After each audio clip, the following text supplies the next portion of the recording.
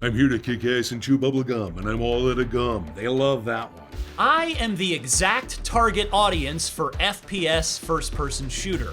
The titular genre has long been my favorite. My number one game of all time is the original Doom from 1993, and I've played almost all of the 50 games featured in this documentary. And while it was wonderful to hear from so many of the developers behind these classics in the film, FPS suffers from two primary faults, both significant enough to diminish the impact of an otherwise comprehensive chronicling of one of gaming's biggest and most influential genres.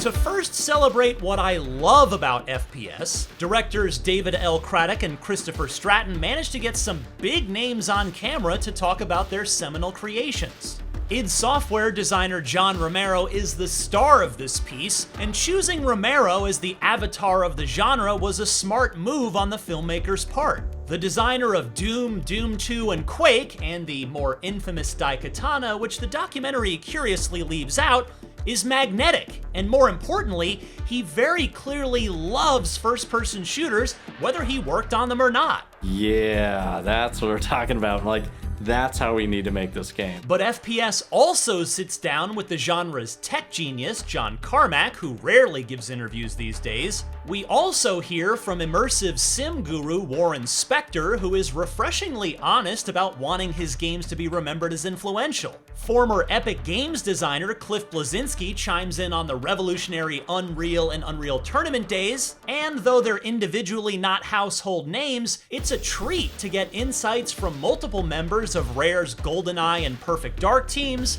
Bungie's Halo team, and Valve's Team Fortress team. Unfortunately, though perhaps inevitably in a large-scale project like this, there are also plenty of notable omissions that I'm sure the filmmakers tried to get but couldn't. Bungie design genius Jason Jones is famously interview-averse. 3D Realms creative mastermind George Broussard isn't heard from here. Sadly, the documentary also doesn't spend any time on Duke Nukem Forever, one of the most historically notable games, not just first-person shooters, ever made, despite giving plenty of screen time to Seamus Blackley's infamous FPS Trespasser, while Ken Levine and his best games, System Shock 2 and BioShock, are absent as well. Valve founder and Half-Life boss Gabe Newell is mentioned, but not featured. Still, if they had been, then FPS's biggest problem would have been even worse. Put simply, it's way too damn long. The one sheet included with our review copy of the movie touts its runtime, which is, and this is not a typo, 4.5 hours long, or enough to make James Cameron's Avatar film seem brisk by comparison, as a strength.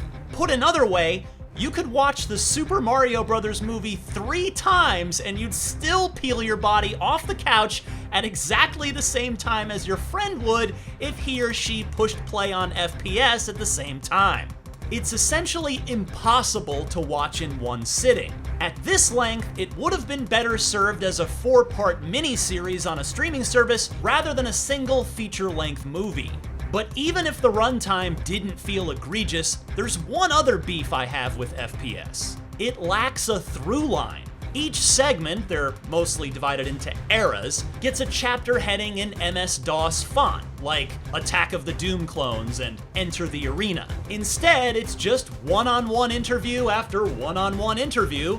How cool would it have been, by the way, to have John Romero and John Carmack talking together about Doom and Quake, hour after hour, until the end, when FPS fast-forward through the most recent decade of first-person shooters, glossing over how a new generation of id Software developers reinvented Doom for the modern era, skipping Half-Life Alyx's flawless fusing of FPS and VR design entirely, and not even mentioning present-day multiplayer powerhouses like Call of Duty Warzone, PUBG, and Apex Legends. It was fun to revisit some of my forgotten first-person shooter favorites like Starsiege Tribes and Dark Forces, and the filmmakers did an awesome job of getting clean gameplay footage from everything featured, but nevertheless, I can't help but find FPS first-person shooter to be more like a Wikipedia page turned into a 4.5-hour movie than a true dissection and celebration of this highly influential genre and why it's continually mattered over the past 30 plus years.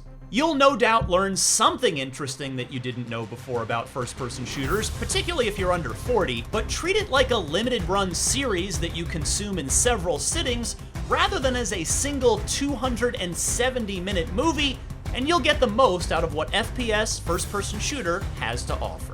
For more on your favorite first-person shooters, don't miss our 2020 interview with Valve's Gabe Newell about Half-Life Alyx, and for everything else in the world of video games, stick with IGN. Hail to the king, baby.